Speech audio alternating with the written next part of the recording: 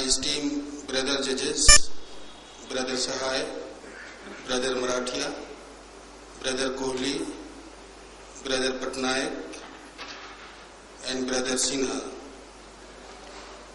the honorable judges of the Jharkhand judiciary, distinguished guests, ladies and gentlemen.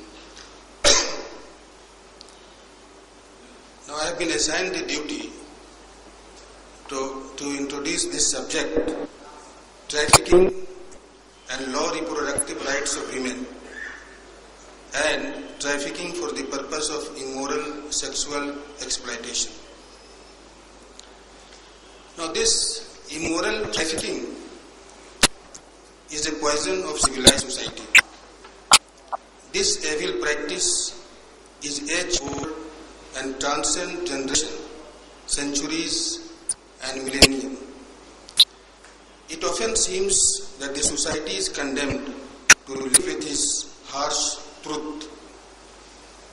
The congregation assembled here this morning is an altruistic endeavor of an enlightened society to find better ways and means to deal with it. I feel it my proud privilege to be a part of it. I also take this opportunity to commend the organizers for taking up such a bold initiative to arouse the conscience and consciousness of all of us towards this burning issue. Women and children are the most vulnerable section of the society who are helpless sufferers. However, the rest of the society can't think to live unaffected by it. I think it is a high time that each one of us spare a thought and do something for their emancipation. Otherwise, posterity will never forgive us for our passive connivance to such an inhumane practice. Immoral trafficking is synonymously and euphemistically used for the expression prostitution, brothel, pimps, etc. But it encompasses a much wider connotation. According to latest UN protocol to prevent, suppress and punish trafficking in person, especially women and children, 2000, immoral trafficking is the recruitment, transportation, transfer, harboring or receipt of persons by means of a threat, use of force, other forms of coercion, abduction, fraud, deception, abuse of the power or of a position of vulnerability, or of the giving or receiving payments or benefits to achieve the consent of a person having control over another for the purpose of exploitation. Exploitation shall include, at a minimum, the exploitation of a prostitution or other forms of sexual exploitation. The consent of the victim of trafficking is irrelevant and mainly involves child under 18 years of age. Now, what is the Indian scenario? India has the dubious distinction of being the source, transit and destination country all in one. There are various forms of trafficking within the Indian context, even though trafficking has most often been linked to prostitution. The issue of forced marriage for labor and other forms of forced labor in agriculture as well as industry, domestic service, begging, camel joking, organ transplant, etc. cannot be ignored. Entry and consolidation of major crime syndicate in the sphere of trafficking makes it difficult to probe and intervene into the specified cases. Evidence of trafficking for forced begging, marriage and labor, formal work, ghettos are on the rise within the Indian context. There are some evident form of trafficking with religious community sanction, that is the Basanis, the Jognis, Bhugam Vandis and Venkatasinis in Andhra Pradesh, the Muralis Adidis in Tamasha Girl in Maharashtra, the Thevadiyars in Tamil Nadu, the Bedia, Bajda and Sansi community in Madhya Pradesh. The community justifies and legitimizes the practice, and ultimately many of the victims get trafficking into prostitution. The magnitude of the problem has only increased over a period of time, and reportedly 50,000 girl children are forced into prostitution every year. The major contributory factor for the commercial exploitation of women and children are poverty and unemployment or lack of rehabilitation. Ethnic minorities, scheduled caste and other backward classes, tribals, refugee and illegal migrant are easy victims. Most of those who want to leave this ignominious profession have a desire to save their children from commercial sexual exploitation, protection of the future of their children, fear of disease, etc. The other continue to be exploited due to absence of alternative sources of income, social non-acceptability, family custom, poverty, ill health, and their despondence. Now, Article 4 of the Universal Declaration of Human Rights, 1948, states that no one shall be held in slavery and servitude. Slavery and the slave trade shall be prohibited in all its forms. Article 5 provides that no one shall be subjected to torture and cruel, inhuman or degrading treatment or punishment. Under the Convention of Elimination of All Forms of Discrimination Against Women, the state parties are enjoined to take the appropriate measures, including legalization, to suppress all forms of traffic in women and exploitation of women in prostitution.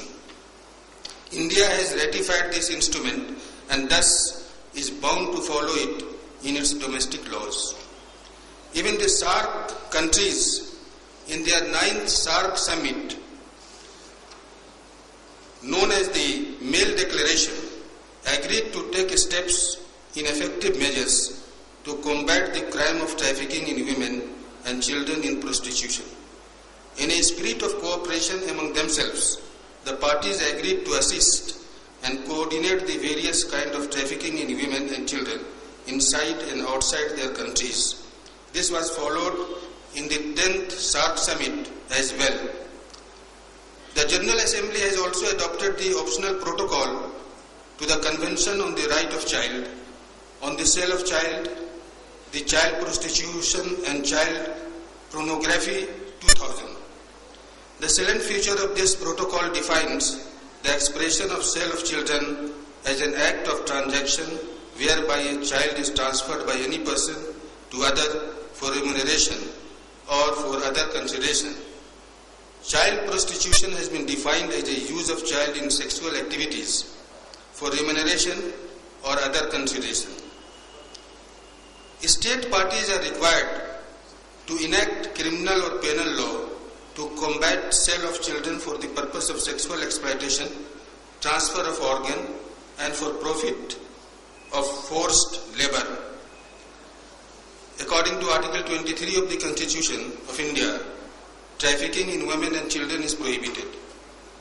Article 39 E and F of the Directive Principles of State Policy state that it is the duty of the state to secure that the tender age of the children are not abused and forced by economic necessities to enter vocations unsuited to their age and strength, and mandates the state to ensure that the children are given opportunities to develop in healthy manner and in condition of freedom and dignity.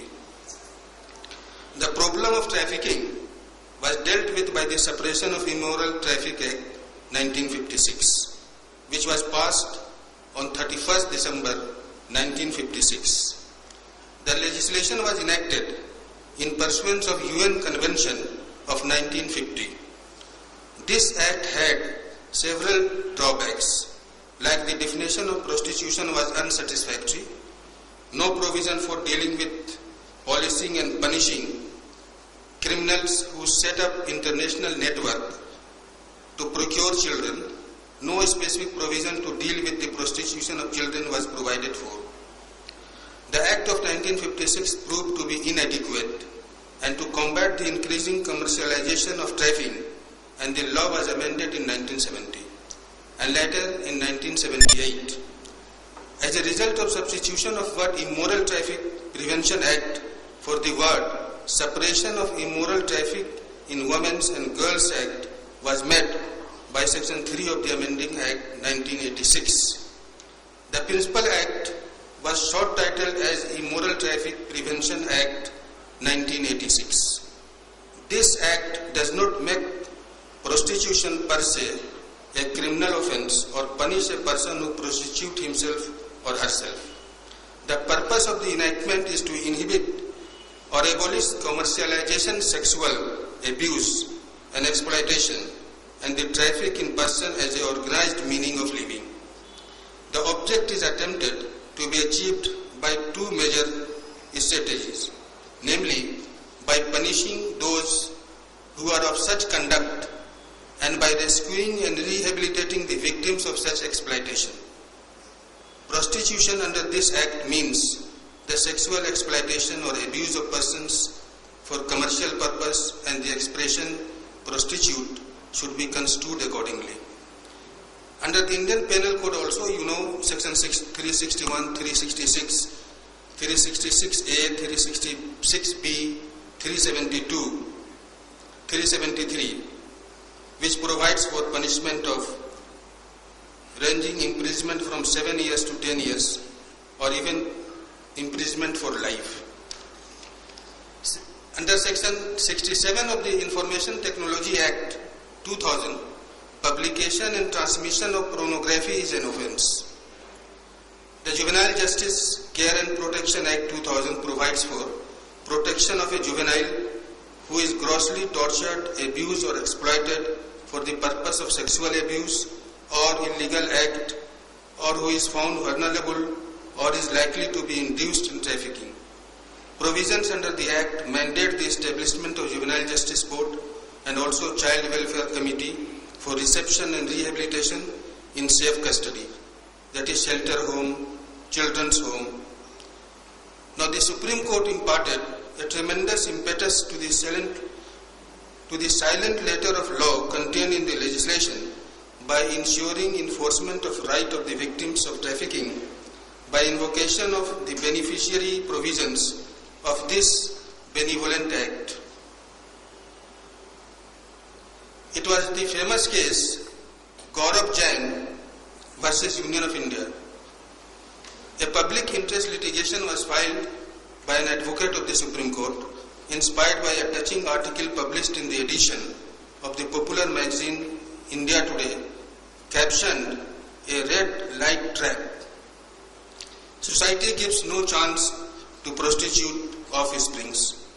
The eminent judges of the Supreme Court, being propelled with concern for the magnitude of this humane problem, proceeded to issue a number of directions intended for rescue and rehabilitation of the victims of such unfortunate circumstances. These rights, which have been given under the Act, and also the directives of the Supreme Court, includes the right of women to become pregnant and have a child, to adopt a child, the freedom to decide not to have a child, to have access to abortion clinic, to be able to refuse forced sterilization, knowledge about birth control and its side effect, and have access to health care system. These are the examples of some of the reproductive rights of women, which, though guaranteed under the Constitution, Article 14, Article 21, Article 23, are often left unenforced in favor of the intended beneficiaries who do not have a voice of their own sufficient and loud enough to be heard. It is also the burden duty of the state under the directive principles of state policy to provide them all assistance so that they are protected from exploitation and rehabilitation. The need is to consciously realize them and provide them to the victim of such immoral trafficking and prostitution. Based on the judgment of Supreme Court in Gaurav Jain case, a committee was formed to make in-depth study of the problem of prostitution, child prostitute and children of prostitute under the Department of Women and Child Development. Its recommendation includes awareness and necessity of social mobilization, health care services, education and child care, housing shelter and civic amenities, economic empowerment, law enforcement, rescue and rehabilitation, etc. It recommends setting up of night care shelters, education support program. The effort of the society as a whole should be to root out this evil and assimilate these victims of unfortunate circumstances and their children. Their integration in the society is to be addressed by adopting a multidisciplinary approach which includes police and investigating agencies, doctors from medical profession, social workers, mental health experts and counselors, and the initiatives of the non-governmental organization brought together. The existence of this social evil and practice is a stigma on the face of our society. It needs to be curbed with iron hands, and at the same time, the unfortunate victim of the immoral trafficking be brought into the social mainstream so that this age-old evil is wiped out and these women are given their due status and dignity in the society. The National Commission of Women and its state bodies have to be extremely vigilant of their duties and responsibilities for ensuring this goal. Now the Parliament has enacted the Commission for Protection of Child Rights Act 2005. A National Commission for Protection of Child Rights and a State Commission for Protection of Child Rights have to be constituted in right earnest to secure objectives of realization and protection of child rights and guaranteed under the Convention of Protection Child Rights and incorporated in the domestic laws such as Juvenile Justice Act, etc. Access to justice is the primary need and right of every human being, included women and children, who are victims of such immoral trafficking. Charles Dickens said, in Great Expectation, in their little words in which children have their existence, there is nothing so finely perceived and so finely felt as injustice. It is our duty to work towards removing this injustice. Similarly, women in Indian society have been treated as incarnation of Mother God. It is high time that at least each one of them be treated with human dignity and status. We have amongst in this august gathering a galaxy of speakers, experts over this subject, people with immense practical experience over dealing with this problem, whom all of us are eager to listen to and benefit from. I am sure this interaction would go a long way in encouraging everlasting solution to this challenge. There is a need to organize many more such seminars, street play and interactive session to educate the people and help eradicate this evil. I may assure you that the judiciary would never be found wanting in this effort and shall at all times rise to the occasion as a reasonable organ of the state and the society. With these few words, thank you so much.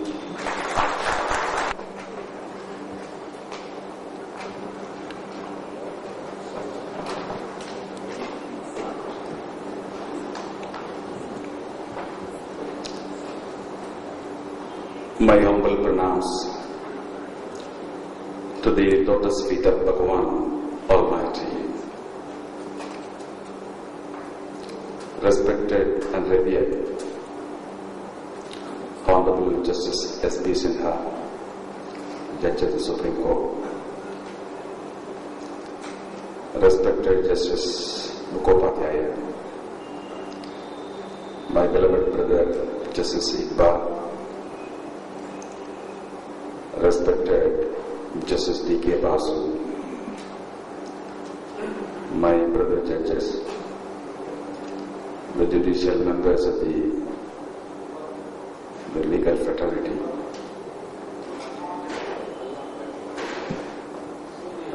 brothers and sisters of this august audience.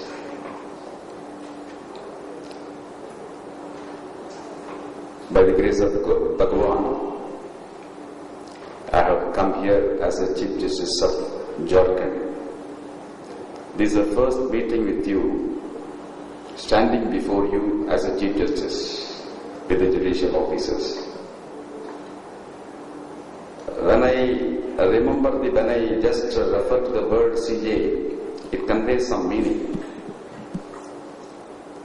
C has come to J has gone to C. Chennai has come to Jharkhand, Jharkhand has gone to Chennai.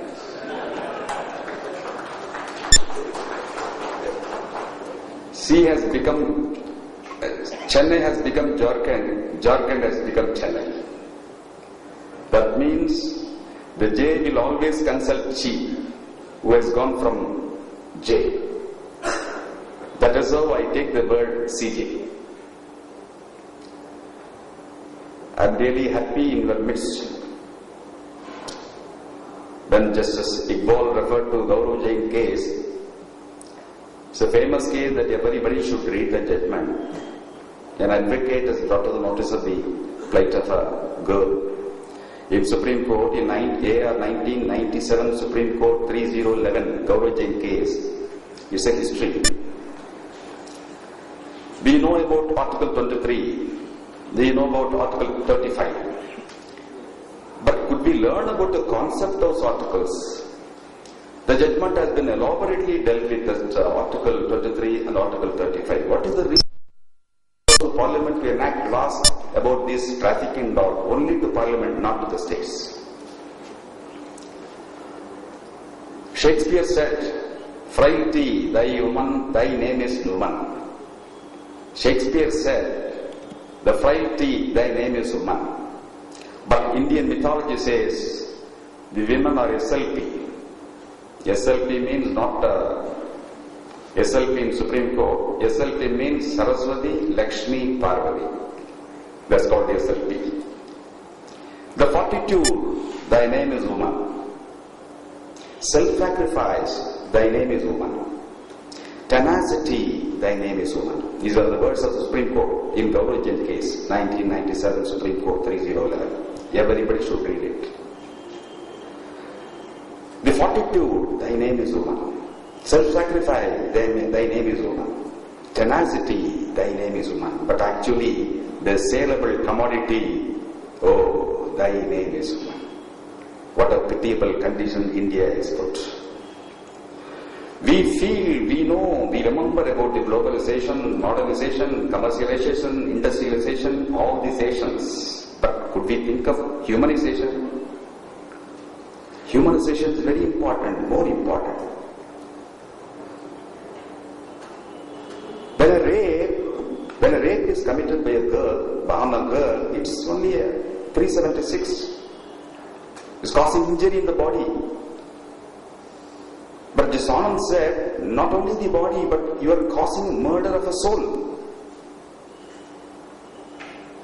If one rape is a murder of soul, trafficking continuously, like continuous rokadal, how many murders? We are all human beings, educated human beings.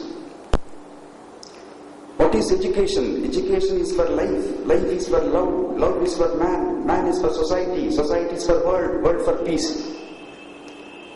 Whether we lead a peaceful life, whether we are allowed the girls to have a peaceful life. That is the reason Constitution provides for the adequate.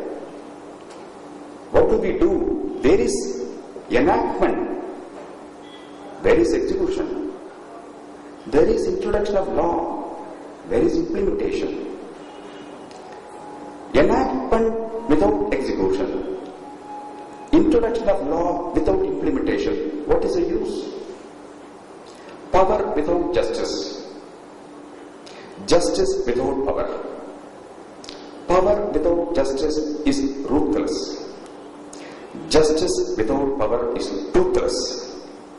Power and justice, power with justice, power for justice is marvelous.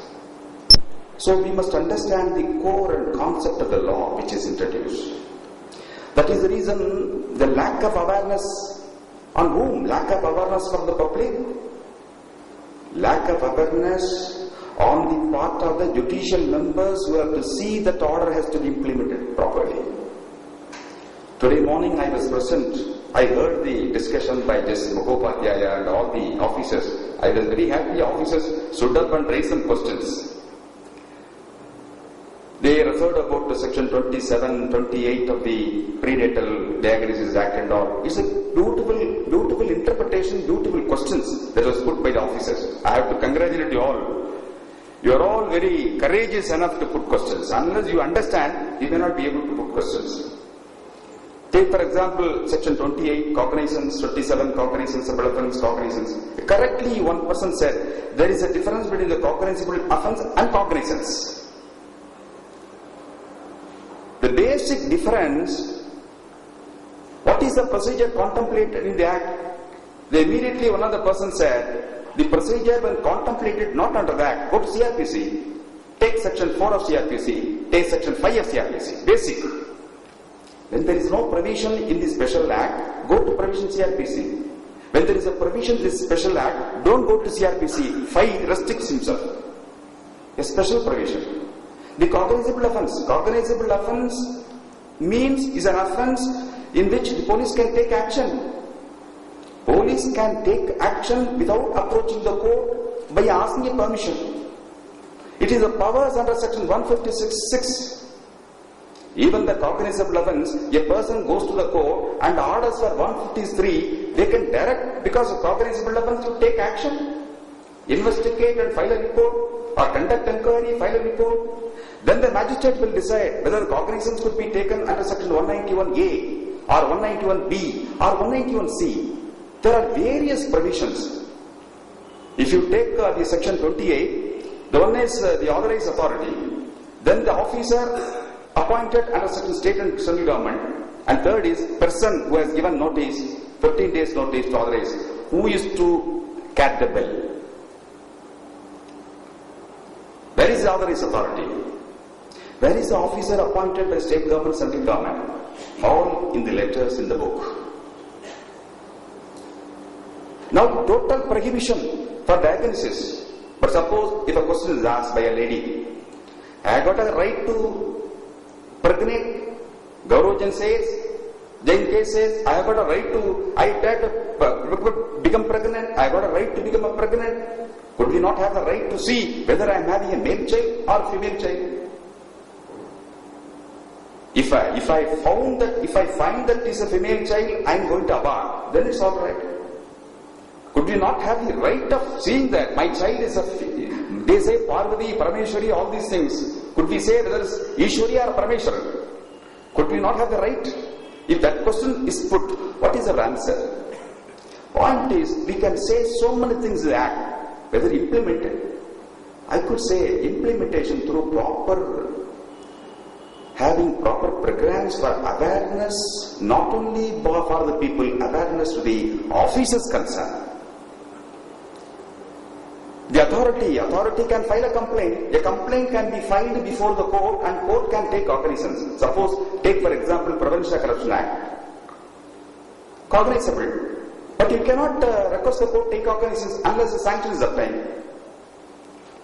3 304B, all the other sections, Dowry Prohibition Act, so many sections, there are special officers appointed to investigate the matter. If it is a lady before 7 years of marriage, a lady done to death or died in suspicious circumstances, 174, GRPC, Executive Magistrate has to conduct inquiry, and then DSP comes, a special officers. Why?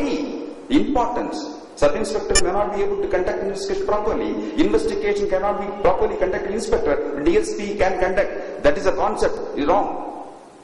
A head constable can conduct the investigation very properly, effectively. He knows the fundamentals. But the purpose of introducing that, the importance to be given to the officers, competent officers, to investigate effectively, to curb the evil. That's the purpose. Whether purpose has been achieved, how to achieve that we should think of. We should have a loud discussion, loud thinking. Whether our opinion may be wrong, but how to implement. We are able to find out this lacuna is there. Authorized authority, the officers appointed by state government, person who has given notice, all these things are there. If that is not there, how the court take cognizance? FIR comes when a person can give a complaint to the police. Police can definitely take action by registering the complaint under section 154 CRPC. If it is a cognizable offence, the police officer can very well, if the cognizance offence is made out, he ought to register the case. Once the case is registered, he must send the complaint to court. Then the accused arrested and produced before the court. Then remand, because FIR is pending. But who can file the report? The police officer cannot file the report. Because cognizance can be taken only on the complaint, not only report, on the complaint. Who is the complainant? Whether the complaint can be taken cognizance under section 191A or 191B. If it is 191A, what is the procedure to be adopted? If it is 191B, what is the procedure to be adopted? All these things are there, but we have to give an answer. We have we have to find a solution. How to find the solution? Thinking process has started. The well begun is off done. There is an opportunity to go to the provisions at least. You are able to say something, find some lacuna. Find a lacuna and find a solution. That's a thinking process. That we are giving the thinking process, we are giving opportunity not only to you, we are giving opportunity to ourselves to think what is to be done. In fact, trafficking is the most heinous offence. It violates not only human rights, but it violates a fundamental rights. It violates the right to life, right to decency, right to decorum, right to education, right to health, violation of everything. All the more reason we have to give more consideration, because we are living in India where the women are considered as matas, God. Once Vivekananda went to America, gave a speech. So many places gave a speech. One lady, foreign lady, came and approached him. Mr. Swamiji, could you marry me? I want to marry you. Vivekananda got shocked. Why? I have tempted her to say that. Is my comperia, or my speech, or my beauty, or my handsomeness? Oh Bhagavan, why should we give that handness to tempt a lady to ask for a marriage? Then he said, why you want to marry? I want to get a child, a son like you. I want to marry you because I want to get a son like you. Vivekananda said, oh lady, you need not wait for the marriage. You need not wait for the marriage. After marriage, you have to wait for 10 months.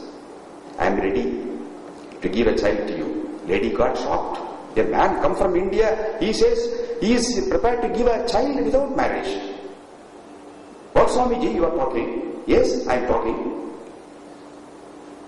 Please take me as your son. You are my mother. Please, I am ready to become your son. You are my mother. That is India.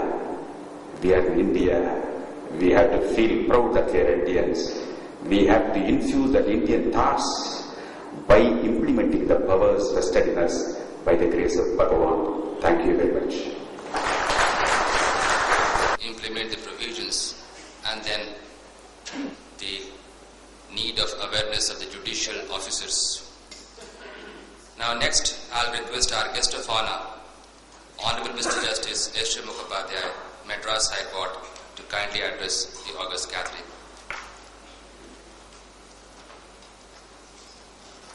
Good afternoon, my Lord Honorable Justice S.V. Sinha,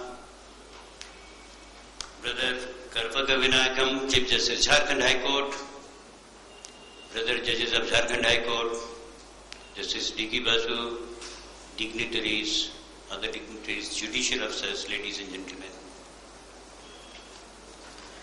Actually, we are waiting to hear Honorable Justice S.V. Sinha, who is the main speaker. My time is very short. Many things have been said with regard to trafficking, as also the other act. So far as the PDT Act 1994 is concerned, a detailed deliberations has already been made. I'll be going to trafficking. Trafficking, particularly in women and children, is a gross violation of human rights. You have already heard the violation of other rights, as said by the Chief Justice Jharkhand High Court. But the fact is that the commercialization, it is a commercialization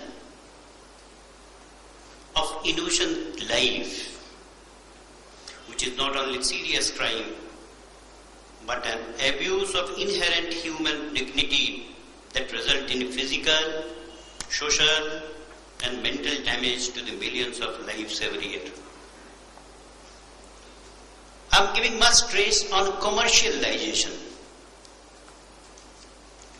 Actually, this trafficking, for the purpose of trafficking, commercial exploitation is necessary,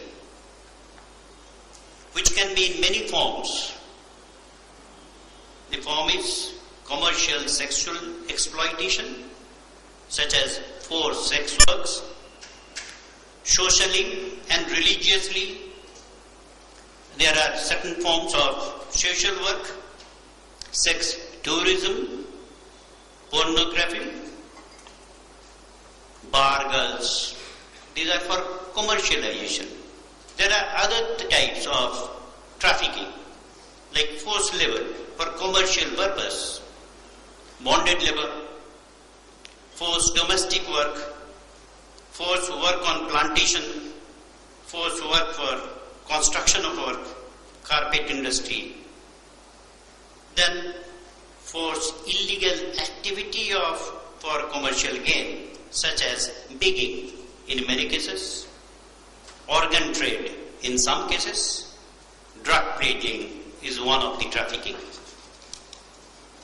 Now, generally when we are talking of trafficking and the act we are referring to, then you find that it is only practically we are making it synonymous to prostitution.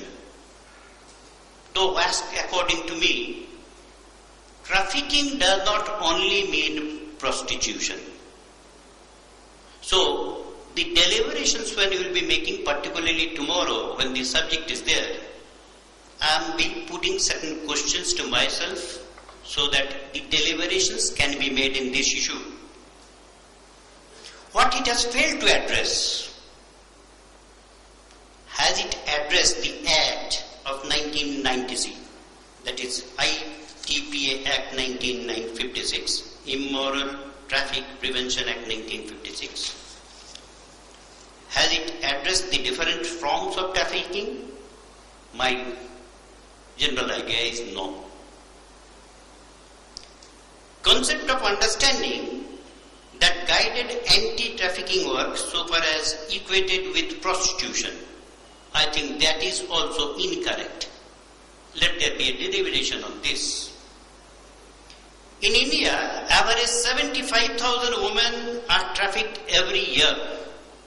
Male trafficking is also there, but the detailed data are not available, nor it is being discussed, nor any act has been brought in this regard. An average of 22,480 women and 44,476 children are reported missing in India every year, out of which about 5,452 women and 11,008 children continue to remain untraced.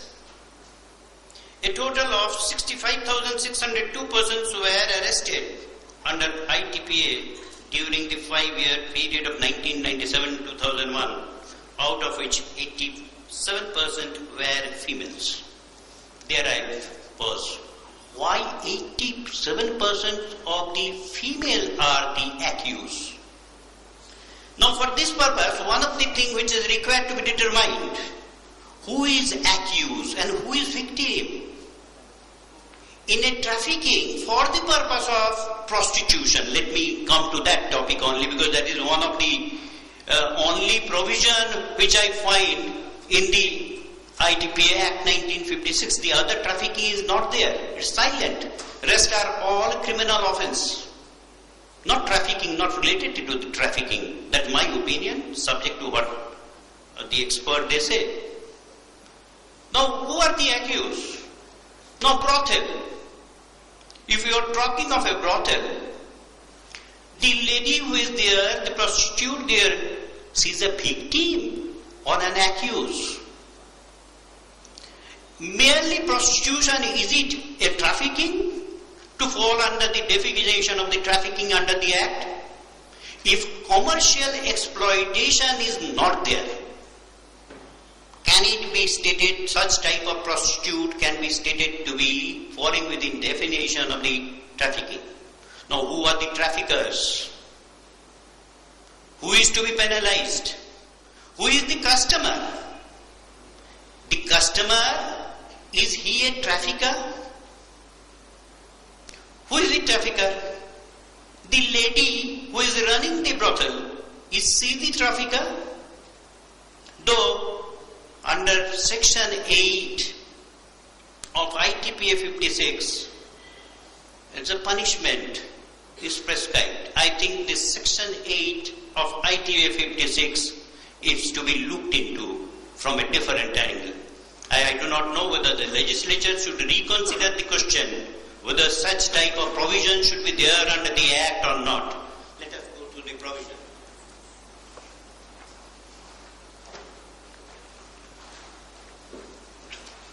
Now, section 8, where in any public place or within sight of, or in such a manner as to be seen or heard from any public place where from within the building or house not, by words, gestures, so and so, willful exposure of his person, whether by sitting in a window or so and so, all, everything with regard to a woman. What about trafficker? She is a victim. A woman may be victim, and in a particular case she may be a trafficker. For example, the girl who has been brought to the brothel in a lieu of money, the father sold the girl, the daughter, and a middleman purchasing her and taking her to brothel.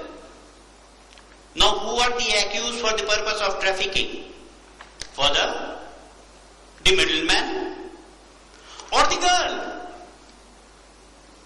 Now, after going there, if she is being used for this purpose, for this gesture, even willful exposure, then she will be an accused under section 8 and will be taken in custody. 87% accused are women and male are not the accused. What is this act? Again, go look into the lady who is the running the brothel, purchasing the girl from the middleman. Is she fall within the definition of trafficker? Because commercial exploitation is there, but the girl itself, who has not dealt with the money, the consideration amount has not passed through her for the purpose of trafficking, does it fall within the meaning of trafficking? And if it does not fall within the meaning of the trafficking, then why it is a part of the Immoral Traffic Prevention Act 1956? So my suggestion will be, that when tomorrow first session this act will be discussed, and today when Honorable Justice S.B. Sinha will be determining this, let us have a clear concept. Who can be stated to be a delinquent for the purpose of the act? Who should be treated to be the victim? Who is the victim? No brothel. Under this, the police can go, they can take out the person from the brothel. Organized place of prostitution. What about those places which are unorganized? Say in the street, particularly in the highways, brothels are not there, but the prostitutes are there. They are doing their business. Then, whether they fall within this definition, what about the definition of the brothel? What action can be taken? So these are these certain things on which certain deliberation is required, and the effect of such search and giving effect. Why I am saying that if the brothel is searched by police, if the prostitutes are taken out, then what will be the effect? What will be the effect of the same? Number one, restitution. That means rescuing them, then restore them. And after restoring, rehabilitation. Now I am telling you very frankly, let us put our hand in our chest and let me ask, will you allow a prostitute, even my child, to be rehabilitated in my family? Is it the mental strength of we Indian to even rescue my child if she was forcefully brought on trafficking? She can be rehabilitated in my family, even if my daughter? The Indian mentality says no.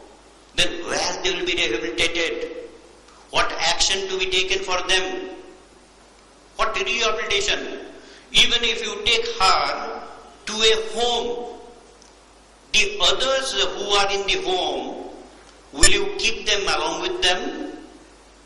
They are the victims.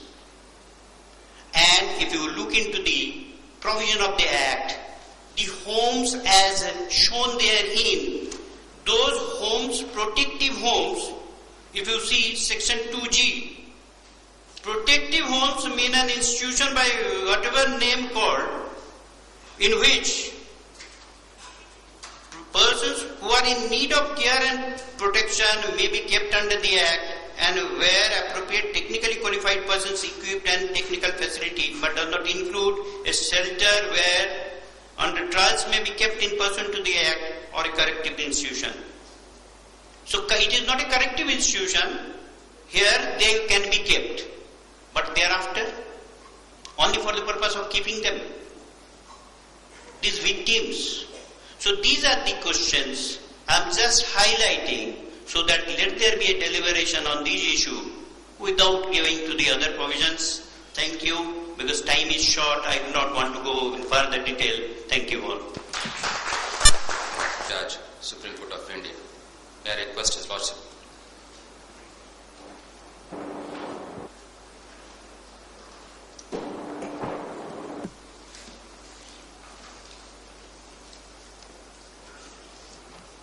Very good afternoon to you all. Chief Justice, Jharkhand High Court, Honorable Justice Karpa Vinayakam, my esteemed brethren present here, Justice Mukhopadhyay, Justice Iqbal, Justice Basu, the three exemplary speeches by my predecessor speakers. Chief Justice Karpa Vinayakam raises a question as to what's the purpose of this symposium. Justice Mukhopadhyay asks us to go into the details of these provisions of various acts so as to enable us to think aloud and find out whether there exists a solution. Justice Iqbal takes us to the UN Declaration of Human Rights and the commitment of our country to abide by that, and as to how the 1986 amendment was brought in the statute book. Friend, I'll deal with somewhat not a different subject, but the topic differently. Friends, judiciary is at a crossroad today. When we speak of access to justice, which had been a very favorite topic of the governing body of this Jharkhand Judicial Academy, the need is to address not only the ills of the society, but the question is whether we are sensitized enough to deal with human problem. Friends, in the judicial family, it has become all the more necessary to discuss not only the mode and manner in which we can give more and more access to justice to all and sundry, but deliberations are necessary as to how the justice is to be imparted.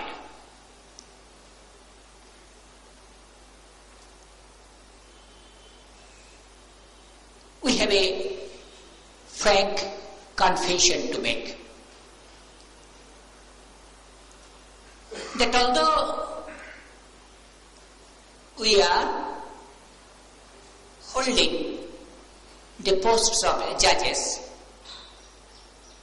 how many of us have equipped ourselves to become a judge, which means to declare a law? How many of us have equipped ourselves to impart a justice, which would mean to give due to one which is due to a person, not only to find out the truth? Friends, Chief Justice Karpavinayakkam says that it is our pride to become in India, and we should see to it that indirectly he says to it that flag of India must fly very high, and he tells us about the story of Swami Vivekananda. But when we are speaking about the dichotomy raised by Justice Iqbal in his speech and followed by Chief Justice Karpavinayakkam and Justice Mukhopadhyay, on the one hand we place the women on a very high pedestal. They symbolize everything which symbolizes in human lives, which symbolizes society, which symbolizes a civilization, which symbolizes, as we call it, wider civilization in the sense of human rights. On the other hand, India has become a front runner in trafficking of women. And India is a front runner with the Thailand, China and Cambodia. Friends, it baffles one's mind to know the extent of trade in trafficking of women, particularly this international trade. The extent ranges from 7,000 to 12,000 crores of dollars, and at least 3,200 crores dollars business takes place by using the traffic to women. Why and how the trafficking takes place is not a matter for us today for a detailed discussions, because we are, as judicial officers, we are really not concerned much with the source of trafficking, but concerned with how we can do justice when they come before us. Friends, that does not mean that we would not know about the cause, we would know about the source, we would not know the meaning, and we would not know how the trafficking takes place. Friends, on the other one hand,